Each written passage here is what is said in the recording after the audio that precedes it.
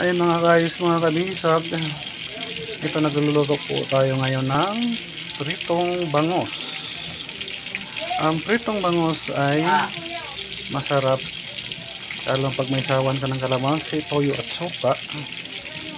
Maanghang. Wow. Ayan. Nalalagay lang natin mga guys. Antabayan natin ng konti. Maingay sa labas. Ay nako, maingay sa labas. Sumasabay na naman sila sa atin mga guys. Ayan. Maingay sila.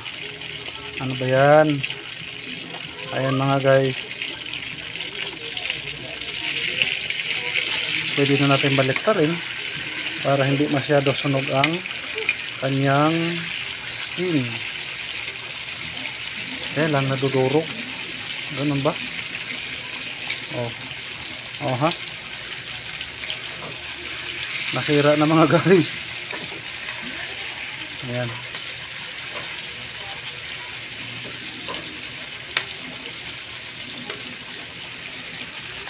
Okay lang, ulam lang naman natin to. Yan. Yan ang ating pritong bangos. Ayan. 1, 2, 3, 4, 5, 6, 7 peraso mga guys, perituhin natin. Masarap papaking yan pagluto na. Yes. Ayan mga guys, mga kabisog.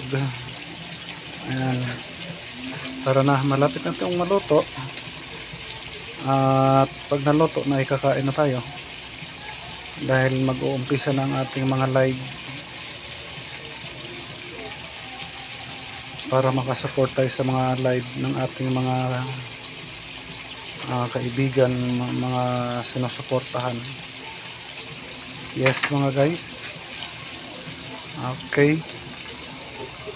And update ko na lang kayo pagluto na mga guys. Bye bye.